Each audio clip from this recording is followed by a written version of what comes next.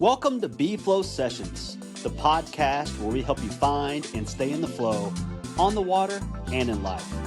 I'm your host, Brad Burton. Join me as I sit down with paddlers, athletes, and adventurers who are all seeking the flow. B-Flow Sessions is brought to you by our friends at Pucon Kayak Retreat. Are you dreaming of a Chilean whitewater escape this winter? Picture turquoise rapids, warm sunny days, and world-class rivers for every skill level, all based out of a riverside retreat built by paddlers for paddlers. If that sounds like your kind of winter, then Pucon Kayak Retreat is the place. To learn more or to book your dream kayak trip, reach out to me directly at bflowkayak@gmail.com and I'll help you get connected. B-Flow Sessions is powered by Dagger Kayaks. Wherever there's water, Dagger Kayaks will help you find your flow. Team-tested, paddler-proven designs for all paddlers and all water. And thanks to our partners at Sawyer Paddles, Stohlquist PFDs, and Level 6 Gear for keeping us in the flow. Welcome to the next episode of B-Flow Sessions. And one of the things I've enjoyed on B-Flow Sessions is I've made a point to talk to a lot of old friends of mine, but I'm meeting what I consider to be new, young paddlers. Logan probably doesn't think he's that new and young, but to me he is. And if you check out his Instagram, what a ripping paddler he is. Goes big, does it in style, and is a Team Dagger paddler. Logan Smith, welcome to B-Flow Sessions. Thank you so much. Super happy to be here. Yeah.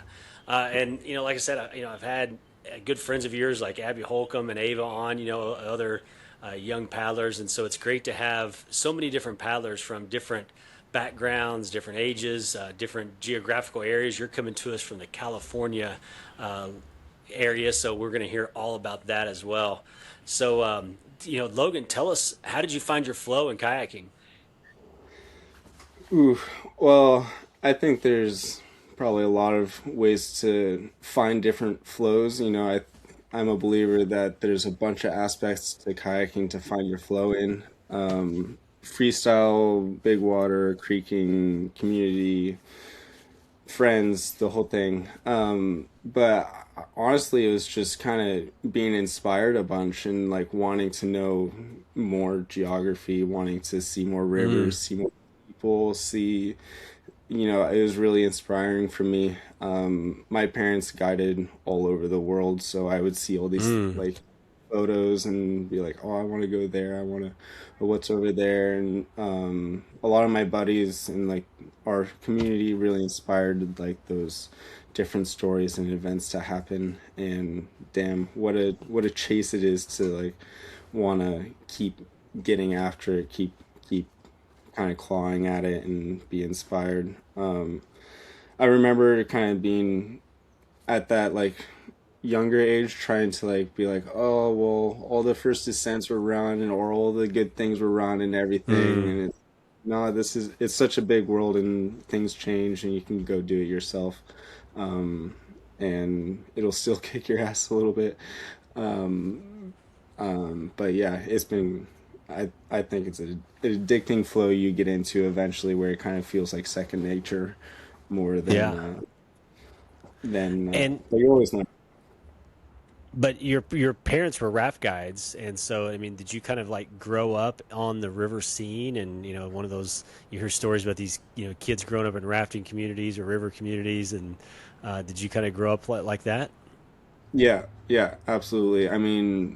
We would go do long multi-day trips, just our family and other families, and all us little kids were on beer can duty, crushing them in camp. And then we would teach each other how to roll in the eddies, and it was very much so a young river kids scene, which I'm super appreciative to have had.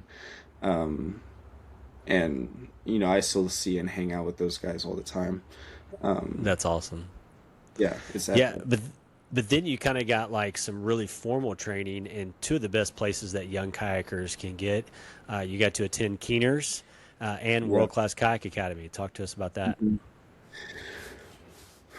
I mean, what an incredible experience to give to a younger generation. I think a lot of those coaches need to be applauded more for the effort they go into taking their time away for those people and those kids and the path they go down. And those two spots in particular, created and gave me some of the best friends I have around the world, from Europe to South America, Central America, and all over the place.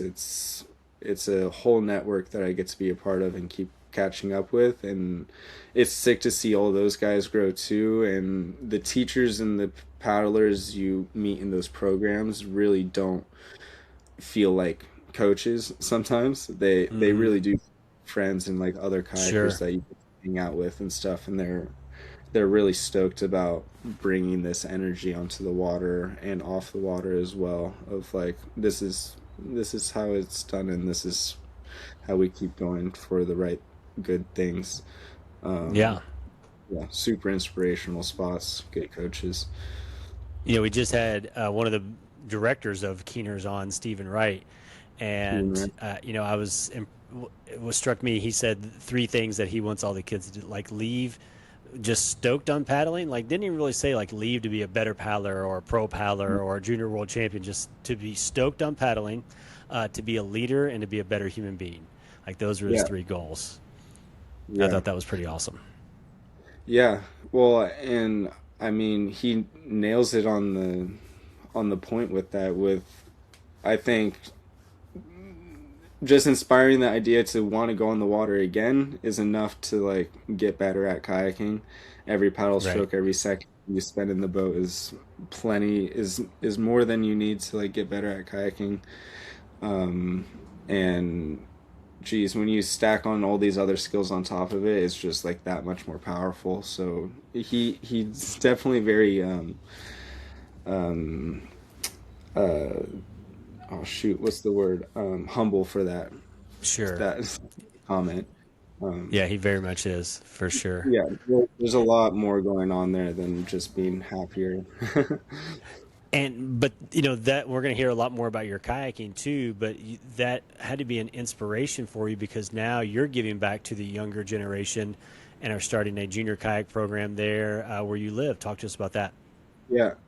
Well, yeah, I mean, I think it's super cool to give these experiences back to where we got it from, and kind of giving that back to the community. And, I think there's so much new information and knowledge of like going about this entire, expedition kayaking thing. And, you do see accidents and stuff out there happen.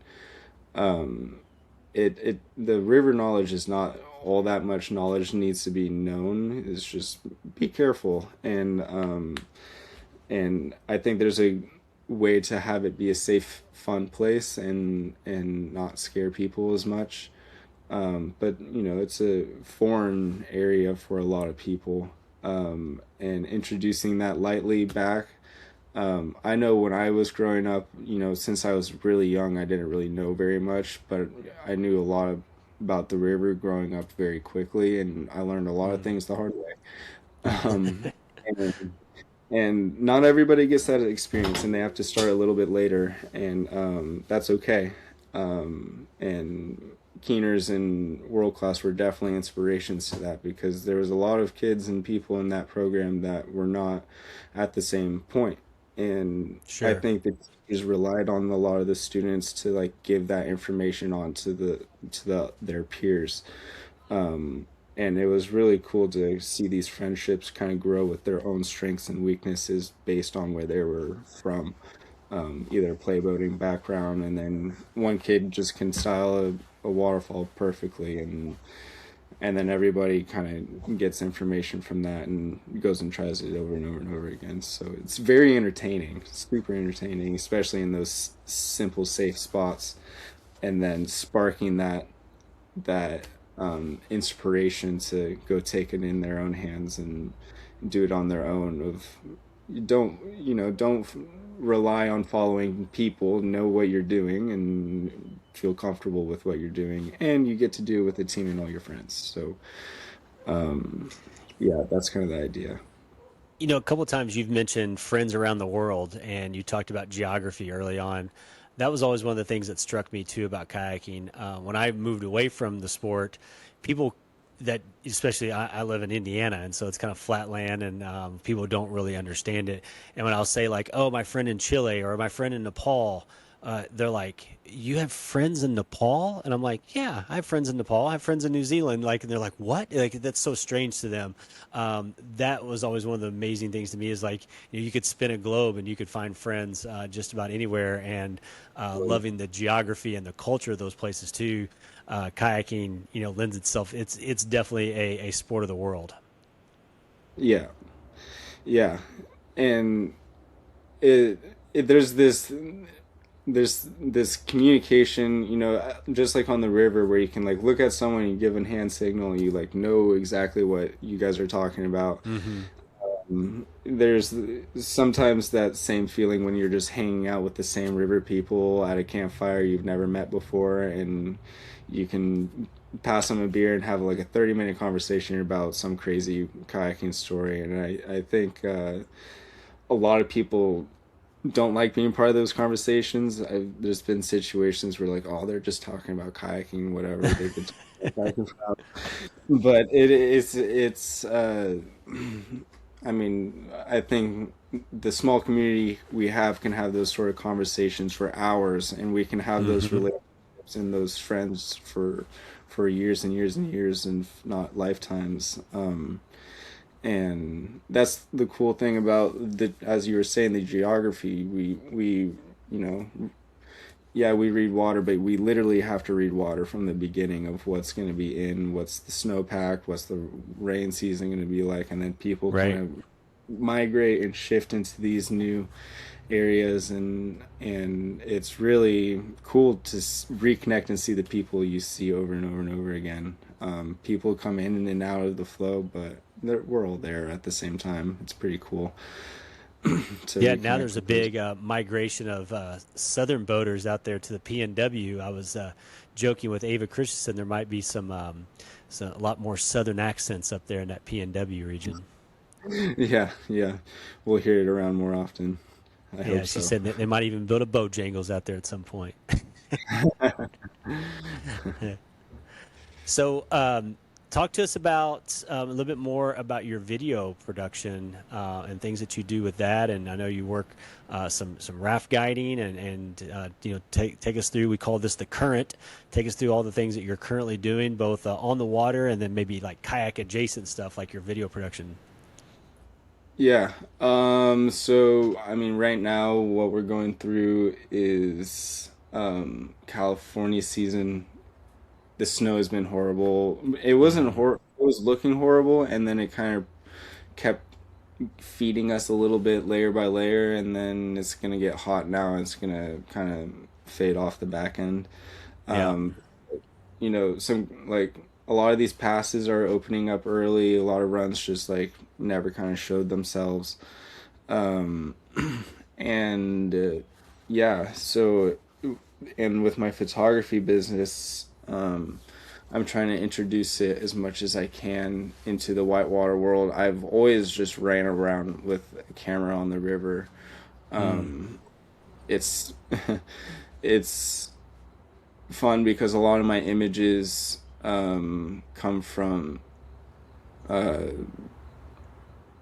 lot of crazy scenarios, and people don't quite understand how having this piece of equipment in between your legs running a steep class 5 whatever, and then your friends are like, I want a picture, and then they all look at you, and then you realize you have to run it first and not get a picture.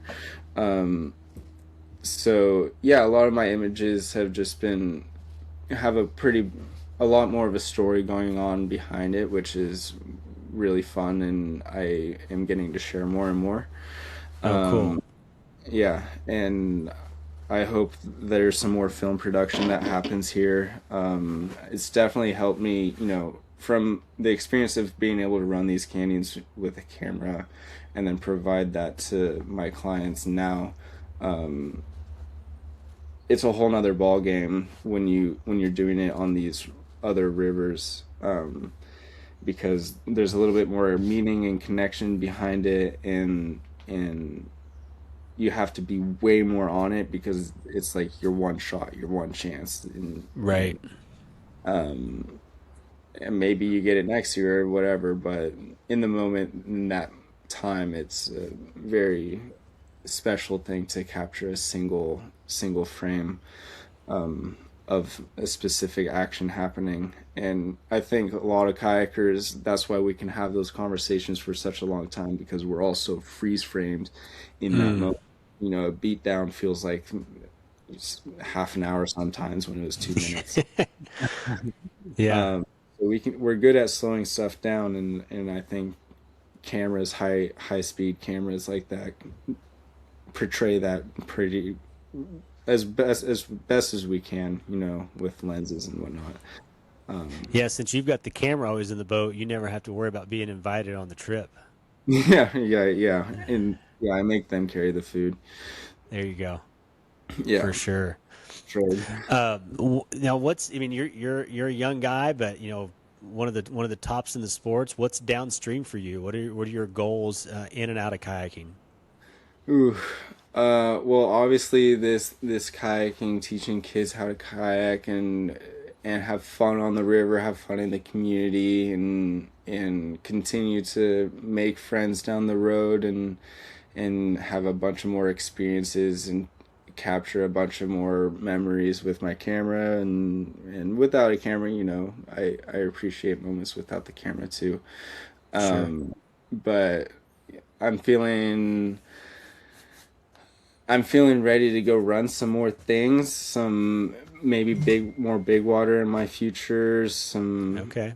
definitely bucket list goals of some waterfalls, and I think freestyle again, going back to the basics and then going through the basics again is, I think, really fun. I just took that ACA course here in California, and Oh, cool. learning the basics again, and then taking that to some experiences I've already had and retrying them, I think will be really fun and interesting how the differences will be. Those Yeah, ACA courses will really make you think about your strokes and totally. you know, so many things come easy to us when we've been paddling for so long, but then like when you think about like how do I break this down to explain it to Yeah, someone, it really makes you yeah. think about the technique and the principles behind them. And then you start catching yourself a little bit. You're like, oh, I can't be talking like that sometimes when I can't provide it myself. Yeah. Well, then, like, and I'm sure you're very similar. Like, I'm very much a intuitive feel paddler, but also like driving the boat like power. So my blade is constantly in the water, just always Oh, compound strokes, and then like trying to then relay that to a beginner. You know, it's like, you know, bow draw, sweep stroke, you know, this, you yeah, know, just all yeah. this, you know, compound strokes constantly. And it's like, well, what parts are these that I'm doing, you know? Where I don't know, man. I'm just kayaking. Yeah, it's Exactly.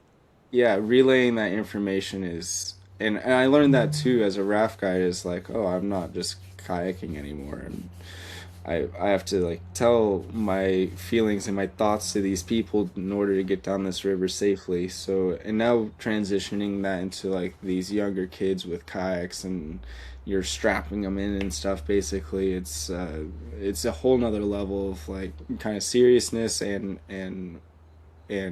openness of an experience that you can give these guys, rather than just like a rafting trip with your Sure. family. Yeah. Well, now I want to hear. Now we get to tell some stories around the campfire. I want to hear perfect flow. Tell me about a time when that you can think of, or a couple of times when everything was just perfect. It was epic. You had the right crew, perfect weather, perfect flow, and it was just one of those days that'll go down in memory that you always never forget in your boat. Ooh. Um, Damn, a specific day is a hard one to go at. I think one of my favorite trips though had to be in Nepal, we did a back-to-back Tule Berry to the Humla Karnali, and on the Humla Karnali and the Tule, I guess they kind of go side by side. But it was this one crazy trip where things were going wrong, but everybody was just so stoked. We really enjoyed the grit of it and being dirt bags and being part of a culture that you just didn't understand and didn't Right. speak, and there's just so much contrast there, and somehow everybody was just super stoked and happy and treated each other like family, and you could go sit next to your buddy at a campfire and just put your arm around him and just be like, what's going on, man? Are you stoked about tomorrow? How's your day? And I think my friend Cameron talks about like this kind of ebb and flow of like, what was your best part of the day, and then what was the worst part of the day, and then what are you excited about, and we all kind of went through those conversations during the trip, and it just felt super raw and powerful, and ironically completely lost in the Himalayas. We were never Right. really on our phones, and yeah, we had our inReaches, but living on rice and eating with our hands and the full shebang. It was a um it was great. But I felt really good in that moment. I think it was really awesome to feel completely out there lost and looking at my kayak, and that was what I was living out of for the next couple weeks. um That's awesome. yeah, it was awesome. So that wasn't with like world class. That was like a trip you did on your own. Yeah, that was a trip we did in 2022. um yeah, we kind of got invited on a whim and just kind of sent it, and Nice. ended up being awesome. That's cool. Let's eddy out and take a quick break. Do you need a break from the cold of a North American winter? Then let's head south to the best whitewater on earth at Pucon Kayak Retreat. Email me at bflowkayak@gmail.com to learn more about how you can take the ultimate paddling adventure in the heart of Chile. Now let's peel out and head downstream. Yeah. Well, the opposite of perfect flow, I probably have to come up with a new name for it, because every time I say it, people are like, well, flood's not too bad. As kayakers, sometimes we like when things are flooded, but I'm talking about like that out Yeah. of control flood. It could be like even out of the boat, or, like on dry land, just some times in life where, or on the water in life when things did not go as planned, and maybe scary in the moment, but it ended up being a good story to tell. I mean, yeah, there there's been definitely some moments. Um, I've been given the nickname of a cat with nine lives, and I've avoided a lot of scenarios. I've seen a lot of scenarios. I've seen a lot of scenarios not go very well. All of it kind of sucks, that's for sure. It's Hmm. always the same kind of feeling over and over again. But if I had to do a story that we can kind of laugh about now is, we were in India before Nepal, and we had this waterfall and called Shillong in a Box, and Mitchell Lamb had ran it before I did, and he made it look super good. And it's probably 45, 50 feet tall. I could be wrong, but that's how I remember it. And it kind of just, it's this big flake that kind of flares into a crack wall a little bit, and you're kind of like launching off this diving board. Mm.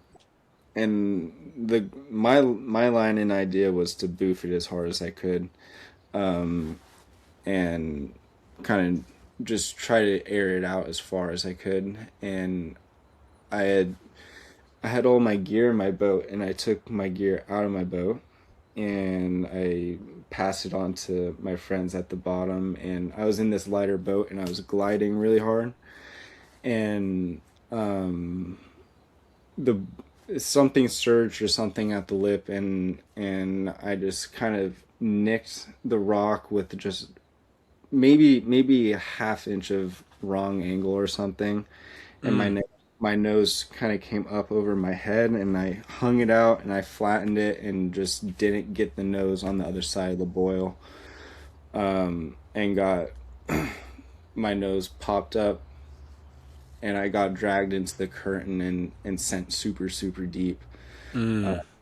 for and I popped up on the backside of the curtain, Oh, for way longer than I wanted to, and eventually popped out the other side with some turbulent luck, um, and and yeah, it was super scary because my friends didn't see anything. They couldn't see right. me. They just saw this whole yard sale of boats and helmet and my skirt ripped off, Oh, um, and yeah, I had to calm down on the side of the river a little bit, some water coming out, and then I made some strong decisions after that on some rapids I did run, and mentally preparing myself, because I was on this India trip with this Nepal trip afterwards, and I was like, well, I definitely want to go to Nepal, so you better kind of get yourself together and keep going with this, and the hard part about that is a couple weeks before that we had one of our close friends pass away, and earlier that season we mm. had Gavin Josad pass away, um, and geez, I think the aftermath was the part of like scaring my friends a little bit, of like Mm-hmm.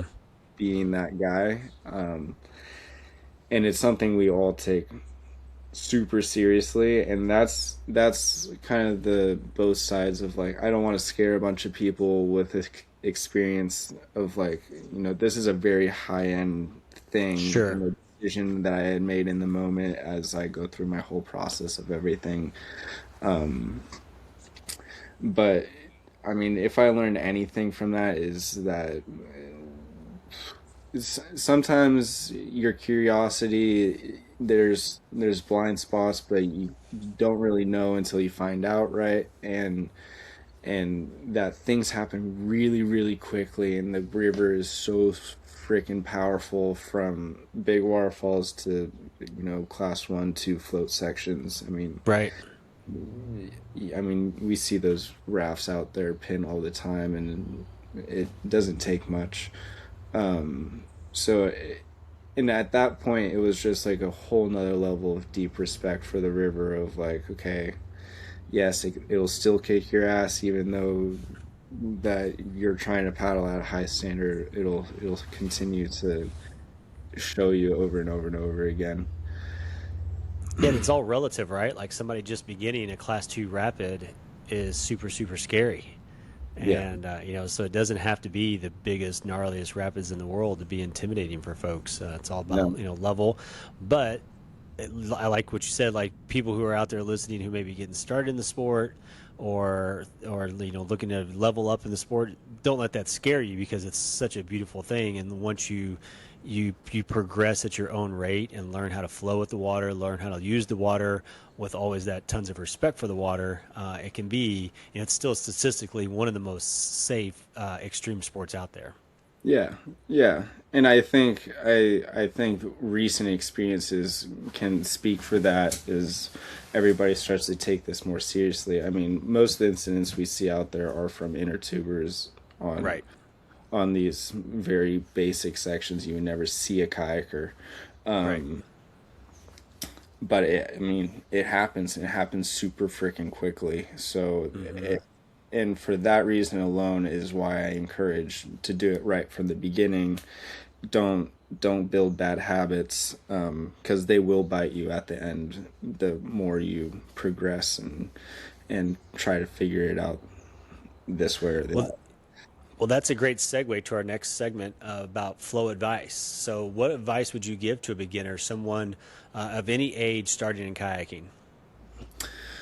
Ooh, I would say just find a buddy and find a partner that's gonna gonna be there to go kayaking with, and it doesn't have to be one. It could be a group. It could be a community. Because I've always seen kayaking as, when you go kayaking, it's probably like, say, 30-40% of what kayaking is. You have the whole Right. off, you have the whole figuring out the flow, the logistics, the what you're gonna eat out there, the whole thing. And for that small 30-40%, it's, as Nicole Mansfield always told us, don't forget to go kayaking when you're kayaking. Hmm. And when it's supposed to be fun. And Right. if it's not fun, then stop doing stuff that's not fun anymore. And put yourself in those situations to be inspired to do things that you didn't know you could do, or you want to try to keep doing. It Hmm. doesn't mean you have to do that all the time. People are gonna be around, but just don't beat yourself up when you're not doing things that these other people are doing, because I've been doing this for a long time and I still suck at a lot of it, and I'm learning too, and it's fun to fail, Hmm. especially in the right places.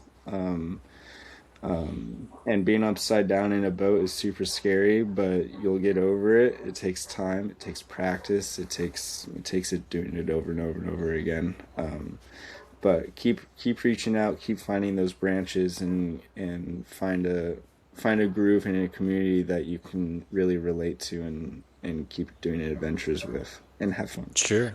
Yeah. Yeah, adventures and fun. I love that part. But now for the Pucon Kayak Retreat Pro Flow hot tip, what would be your Pro Flow hot tip for a on water photographer? So if somebody's wanting out there, they like you, they're the guy who always has to take the camera for the crew, and they probably aren't taking the kind of amazing shots that you are. So if they wanted to get better at their on water photography with their crew, what would be your hot tip for that? Ooh, I guess you don't even have to be a kayaker or an on river thing for this, but keep taking photos. Like, keep taking a bunch of photos, and get really really new with it. I think there's a lot of settings in this photography thing that have to be played with, like long exposure, or night shots, or under the water, or with your GoPro, your phone. I mean, geez, the places you can get into the nooks and crannies and different angles is Mm-hmm. really inspiring. And I think that we all know in this kayaking world that there's some crazy angles and places we get to see and experience, and we all think and say, like, damn, how lucky are we to be able to see Hmm. this rather than Yeah. everybody else. So yeah, man, take a picture of it, and see what you can do with it. And for me, I've always tried to protect myself from the idea of taking pictures of being the reason of why I want to go to these places. I Right. go to these places and I get to take pictures of it, Sure. and I make this whole art out of it, of like, how sharp can I get it? How color accurate can I get it? The focus is at the right depth, and all these things. And I think you could go down a whole wormhole of that. And that whole photography inspiration thing is super available to play with and stuff. But just keep taking pictures, because we it's such a big, beautiful area, and Mm. there's so many cool little things happening. And honestly, most of the photos that most of the companies I shoot for are not happening on the river. It's Right. it's we're hanging out, Yes. doing our jangle thing, and having a good time. So, don't be camera shy, and everything and anything can be deleted if you really Right. don't like it. But you will get that one photo, you will get that one shot eventually, that you want to try to do it again. So yeah. That's my Yeah, it's not like back in my and your parents' days when we had to roll a film and we had to be careful because we'd run out. yeah, right. Exactly. You have to go sell it at takeout. Yeah, I apologize for being the old guy when I'm talking to younger folks here, but yeah, I can't help No, it. no, Back in my day. I get it. Those are the stories I'm used to. Yeah, yeah, I'm sure if you got river parents, you know all too well about the Yeah. stories that get passed down. Oh, yeah. Yeah, Yeah. I grew up with my dad taking me to the river and stuff. So, and still, Yeah. he's in his mid 70s and he still tells me stories about him kayaking in the 70s. It's like, yeah, Dad, you've told me. Yeah. Yeah. Heard that one. Yeah, for sure. Very good. Yeah. Um, well, now are you ready to run some rapids? Yeah, I'm ready to run some rapids. All right, so I'm going to throw out a topic to you, and you got to rapid fire give me your Mount Rushmore of these topics. Okay. All right, rivers of all time. Ooh, the Kinchi, fantasy, of course. I would put the Humla on there, the Fuda, the Zambezi.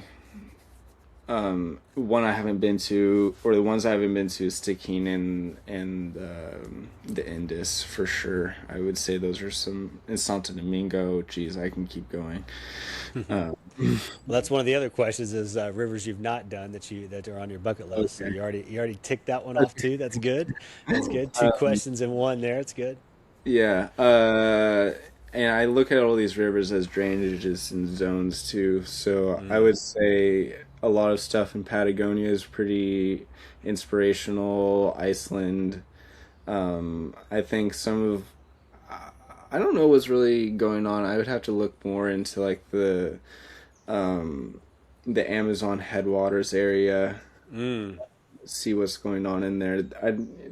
There's yeah, yeah, I think that'd be a cool area. And maybe Antarctica just because why not? But there's that really cool red river down there that looks pretty sick. Okay. Yeah. Yeah, that would be. Has anybody paddled in Antarctica? I mean, I don't like think so. obviously sea kayaking maybe, but It's so far down. It's so far out there that people would look at you like, "What are you doing again?" right. Yeah, but it looks cool in photos. Yeah, it does for sure. Yeah. You know, that's the thing about kayaking is like as long as you've got some flow and some gradient, you know, you can make it Yeah, work. anything, and yeah, you can make it work as long as there's no.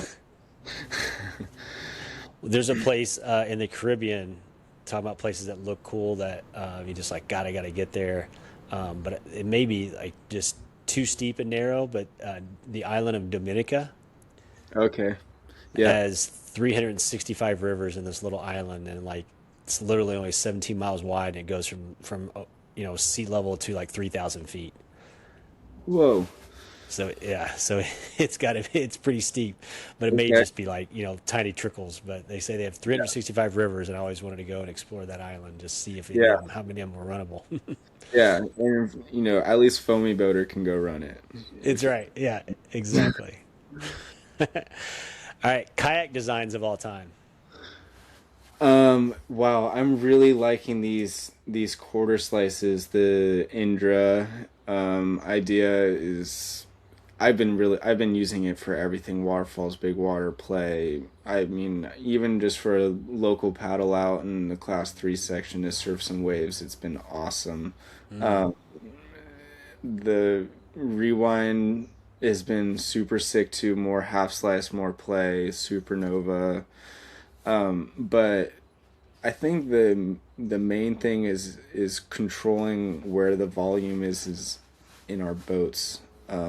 And the Indra, the displacement of that for the amount of things we get to do. It opens a lot of doors. You can turn on a dime and be really aggressive and committed to a line. You can also be super stable and kind of direct and on your line as well. I don't know if you could see behind me, but I could literally have your Mount Rushmore. I've got an Yeah, Echo, a Rewind, and a Nova, and a Jitsu there. So that's my garage right there. I need to be there. that's right. Just go down the list, right? Yeah. All right, this one could be controversial. You can take it any spin you want on it, any group you want. Kayakers of all time. uh, Geez, that is such a big lineup. You know, I think inspirational kayakers for me, Rush Sturgis was always inspirational. Another California guy who Yep. loves film and photography and the whole kayaking thing. Caleb Grady as well, huge photographer and super river nerd happy guy. Nicole Mansfield too. She was like very humble and just like, what's up world, let's go have a good time every day and don't forget to go kayaking. But I could go on that list forever and ever and ever. But all those guys share kind of like the purpose of why we all have like a strong community of whitewater together. Yeah. And taking it full on and taking it super seriously, but seriously to the point of like remembering it's supposed to be fun at the same Right. time. Yeah. Very cool. All right, countries to paddle in. I mean, Chile is so hard to beat. It's there and in for such a long time, and so many zones to go through. I would say, the U.S., the West Coast U.S. too, but the snow and the weather has just been super unpredictable. And then I would also probably say Norway in that zone of the world as well seems to be a very consistently beautiful area and weather and awesome sections out there too. Awesome. I want to try a new segment. I've seen this on some other shows. So this is going to be a blind ranking. So I'm going to name four things, and you don't know. You've got to rank them 1, 2, 3, or 4 without knowing what comes next. Okay. All right. All right. So we're going to do rivers in the West Coast. All right. So now I'm going to name them. I'm going to name the river, and you've got to give it a ranking of 1, 2, 3, or 4. Gotcha. North Fork of the Payette. Probably a 3, solid 3. Solid 3. Okay. The Little White. 4. Okay. And the American. Got it. That hits so deep, but I would probably give that a 3 too, just based on a lot of the background information. But 3. Okay. And Cherry Creek. Ooh. I would probably give that a 4, maybe a 3.5 or 4. Yeah. Okay. All right. All right. So I got to do a better job of explaining the game next time. So the idea was you had to like rank, like 1 would be your favorite. 2 would be your second favorite. And so you didn't know that I was going to say Cherry Creek at the end. So if you said Little White 1, then you're like, wow, I guess Cherry Creek's got to be 2. But hey, I'm just throwing out some new fun games to play with guests here to get them thinking and stuff. So I'll do a better job of explaining that to the next guest. But I like the way you did it there, though. It was cool. Yeah, I got you. Some pretty West Coast classics there that I threw down, huh? Yeah. They're very competing. I don't know how some people will feel about those. All right, so our final segment is called Final Flow. And in this segment, and you tell me you've listened to other episodes, and for those that listen to this, they know this is always the last question.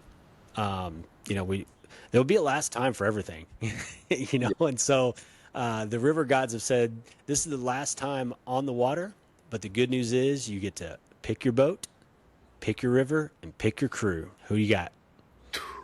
What do you got, and where you at? I mean, I got 1 day. I got 1 day. Yep. Geez. Well, if it's my last day, I'm pulling my crew out, and they'll probably hate me for it. And I would probably try to do a Royal Gorge flush in an Indra with my Cali boys, and I would probably keep it nice and small and tidy. Probably Yeah. my boy Cameron and probably Vance. The three of us were in there our first time, and that's how we'll go out. Nice. Nice. Yeah. Very cool. Well, man, this has been a ton of fun getting to know you and following you on social media. I mean, I'm so stoked to see where your career's gone and where it's going to go. And super, super talented kayaker, super, super talented videographer and photographer. And now getting to talk to you, I love your, if anybody goes out there and finds him on social media, his Instagram handle is just kayaker dude. And getting a chance to hang out with him here on the podcast, he is just a kayaker dude. Yeah. As an old paddler, from what we call the heyday, that 90s, early 2000s, you definitely encapsulate that spirit. I can tell your parents raised you right with that river mindset, my man. So you're definitely a kayaker dude for sure. Awesome. I'm glad to hear that. Yeah, thank you so much. It's been such a pleasure to finally meet you and have a good conversation. Sure. I love having these chats with other river people. Well, let's stay in touch and continue to inspire other people, and hope to maybe one day I'll make it out to Cali finally to do some paddling. Please do make your way out, and if not, we'll cross paths downstream at some point. Absolutely, my man. Thank you so much. Yeah, thank you. Thanks for tuning in to another episode of B-Flow Sessions, where we explore how paddlers find their flow on the water and in life. If you enjoyed this episode, please follow the show, leave a rating, or share it with a friend. It truly helps us grow the community. And a huge thank you to Pucon Kayak Retreat for sponsoring today's episode. If you're ready for a world-class Chilean whitewater adventure, email me at bflowkayak@gmail.com and I'll help you get dialed in. Until next time, keep finding your flow.